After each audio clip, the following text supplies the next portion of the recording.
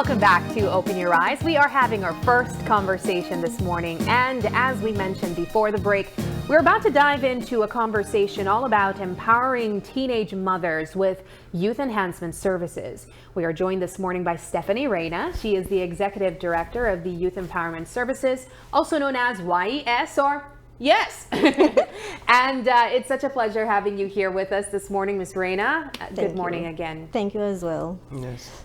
Yes, indeed. Now, I know that a lot of people might be wondering what the services of the Youth Empowerment organization is about.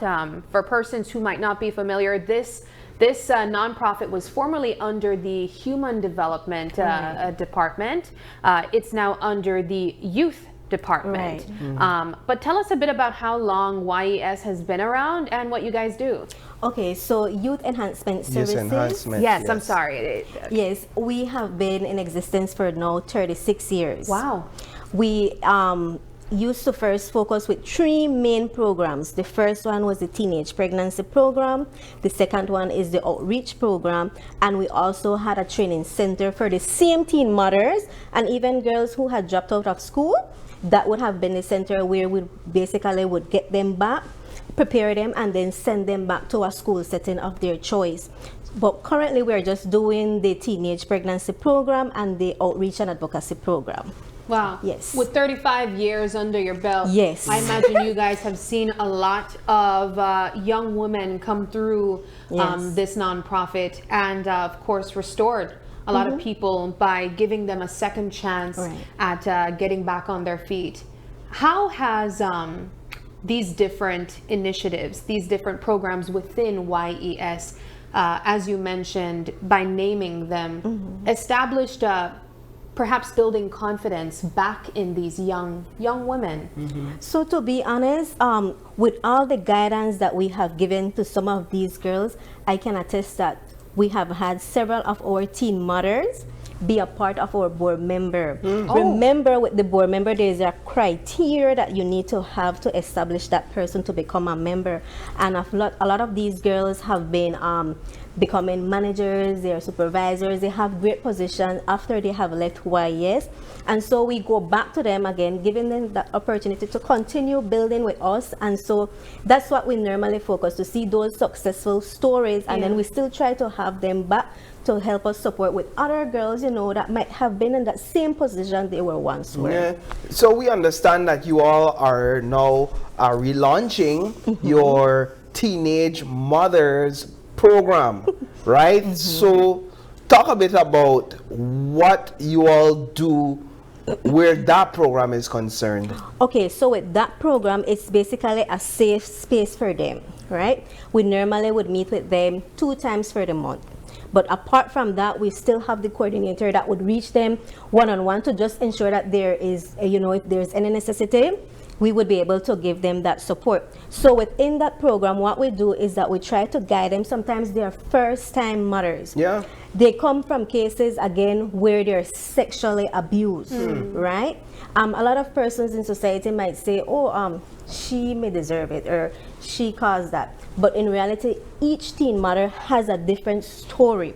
And so for us, we try to provide them that support. We refer them if they need the counseling sessions as well.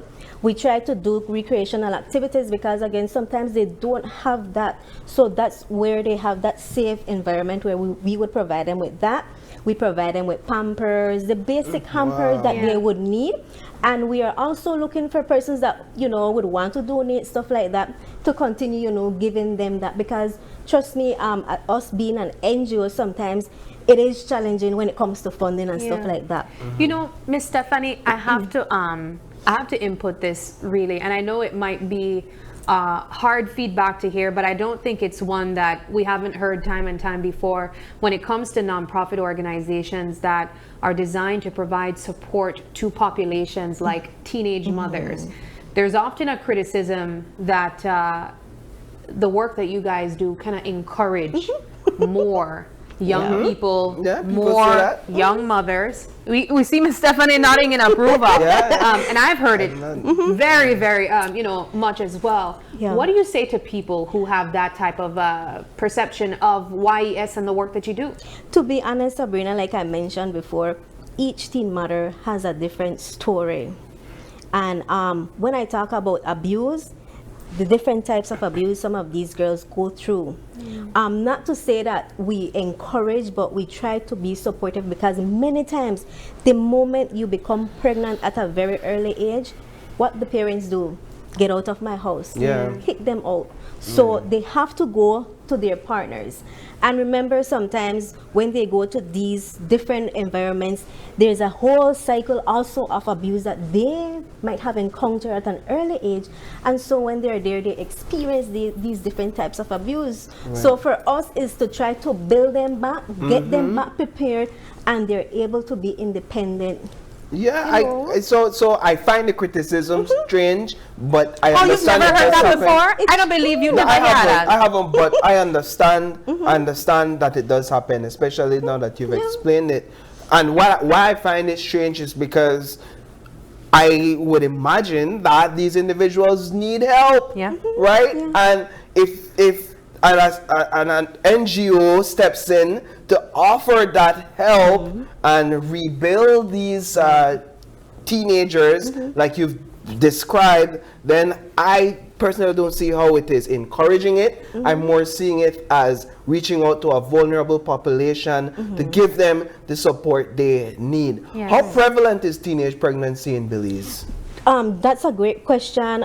We just got some updates with the statistics, and I can say that the numbers have tremendously decreased. So that's something Excellent. good, you know. And this is not something shared or said by us, but by professional persons that, you know, we have had different consultations, but the numbers are literally down. So I say that's a good thing, and I think we need to continue educating them, especially when it comes to the sexual reproductive aspect with the contraceptives and so forth. Just give us, do you have the numbers? I don't have a Not number on the to top of say, your head, yes, but I okay. can say it has decreased. Coming in contact with these young girls, and of course it's not all of them that you would be able to reach out to or would come to YES to get support, but what would you say are primary reasons that young women would find themselves becoming teenage mothers? Okay, so one of the main first ones that I can say for us working with these girls is looking at the sexual abuse. A lot of rape has been happening, incest within the households, and that tends to be the main one that we normally tend to get when we speak with those girls doing the intake. That's the main one that we normally So see. father and child? Yes, or maybe an uncle, someone close, you know, they try to report it to the mothers or to the guardian, and like, you know, they wouldn't believe, and so they try to run away from that situation, and like I mentioned earlier, they go back now to a new environment and they end up with that same cycle. So how long would you all spend with these young ladies? So normally we spend with them 2 years, but right 2 now years. with this new revamping, we're trying to stay with them for at least a year and a half, so that then we can get other girls, because I won't lie to you, sometimes we would want to have bigger numbers. We have a lot of persons that would want to be in our program, but again, like I say, we are NGOs and we try to accommodate those, you know, with the little that we have. But right? a year and a half to 2 years, Definitely. I feel like that's a lot to make an impact. Right. And especially when you're talking about not only verbal and emotional, but giving tangible support as well. It goes a long way, especially for mothers. Being a parent myself, I know how a long way a pack of Pampers could go for anyone. What change do you all witness in these young ladies after they go through the program? To be honest, we see that they become more independent, right? And that's our main focus. We want them to be able to, whatever skills, because like I said, it's not just for us to have that safe space to just educate them. No, sometimes let's say they want a job preparedness. If we see other organizations that are also offering stuff, we try to do that collaboration and try to build them. And so, like I said, it's once they're able to prepare themselves themselves and have a job that they can be, you know, fully Independent. steady and yes, independent, then for us that's a success. So right? employment is one of the key factors for independence in a case like this. Yes, because like I said, if they are already in an abusive relationship, and like for us, we cannot tell our clients get out of that situation. We are social workers. We have to go with what our clients want, you know, and then, you know, when they're ready to get out of that situation, then, you know, they're able to maneuver themselves. I remember a couple months back speaking with a mother who was in an abusive relationship, and prior to being in that abusive relationship, she became a teenage mother, and it was the relationship between her and her mother became divided in a sense, so she had to leave the home, and she found herself, like you said, in that cycle where she entered an abusive relationship simply because the independence was not there. She admitted and confessed that she had to become dependent on a male, and that male took advantage of her because of that dependence. And she also expressed that she found freedom when she found her independence. And she told the young man that I don't have to put up with this anymore. Right. I imagine you hear several stories like that. So many. On an annual Sabrina. basis, on a daily basis even. What are usually the reasons, or what are the stories that you'd find when people come to your office, come to your building? Do they come based on you know, someone might recommend them there? Are they searching for help on their own?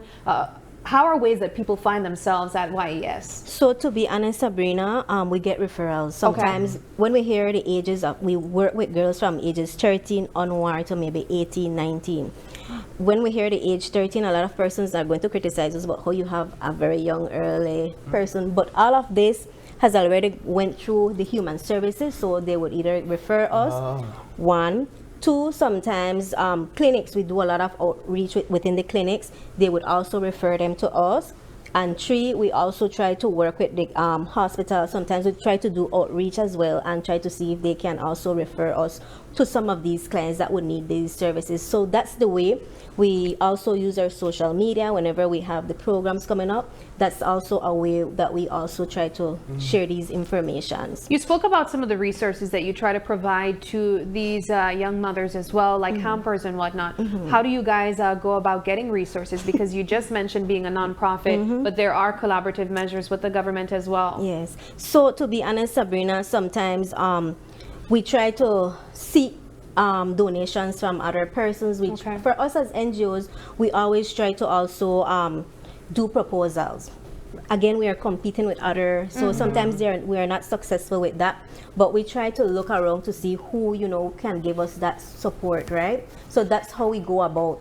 And then if we don't get, then it's going to be from our budget to see how best we can at least. And I imagine the budget isn't that big. Sabrina, it's not enough, but you know, we try our best to at least cater, you know, as much. In my view, you all are unsung heroes. You all are catering to a sector of society that we've either shunned, we're ignoring, and behind the scenes you all are doing the dirty work, the work that is important, and YES is a part of that. I know the Human Services Department is also a part of that. There's some dedicated people there that are walking alongside these young ladies in instances when their parents have abandoned them. At this point, you all, in relaunching this program, you're looking for how would you say, New clients? New clients or young women to assist? Yes, so currently right now we have active 15 young ladies, right? Wow. We're trying to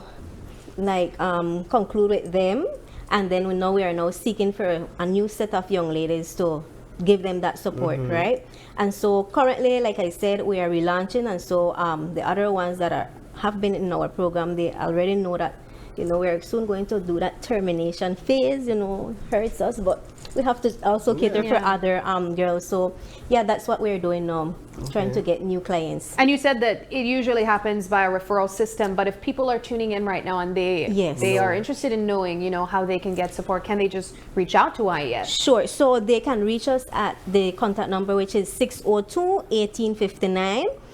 They can share the information, and like I said, once we get the amount, we set our date, we meet with them, and we start giving those services to the girls. Do you have any story, Ms. Stephanie, that has stayed with you, you know, in your years of being a part of YES, that really makes you realize how important your work is and the work of YES is? I can.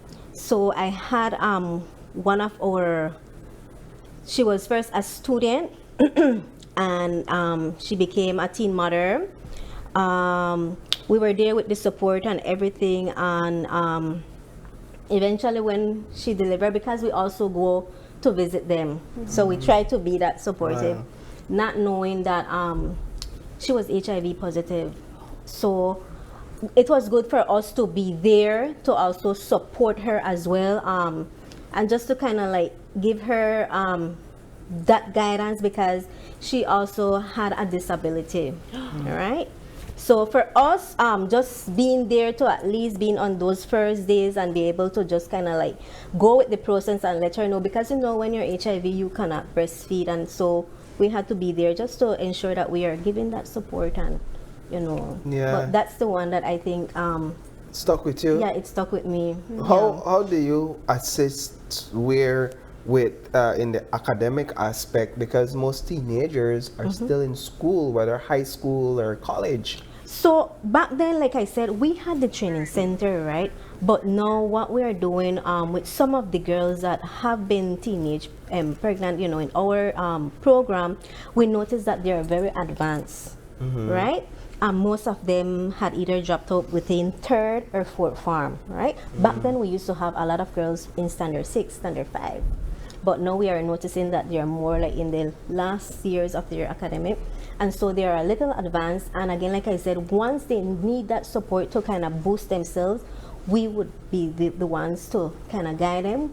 We would work with Gwenley's evening school, because that's the main institution that most of them would go. Wow. And based on their curriculum, then we try to kind of like get them with that basic information, so that when they go there, they're prepared. And again, once they go there, they still reach us for guidance, for, you know, and we would still support them. So it's not like we completely leave the girls, but we still try to give them that support as well. That's such an incredible story and journey. Yes, it absolutely is.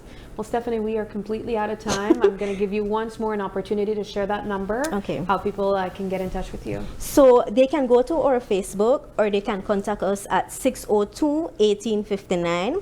And just, you know, if you have anyone there that would want to join our program, we are more than willing to have them in. Alrighty, thank you very much Thank for you your too. time. I'm going to leave you with a motivational quote this morning, because you are motivating us with all the work that you do. This morning's quote is, "The biggest tragedy is to think that the trouble of others is no loss of ours." Again, the biggest tragedy is to think that the trouble of others is no loss of ours. And this is anonymous, but a beautiful message this morning. We take another break now, but don't go anywhere. When we come back, the next conversation is Fighting Forward. Dr. X shares his treatment story.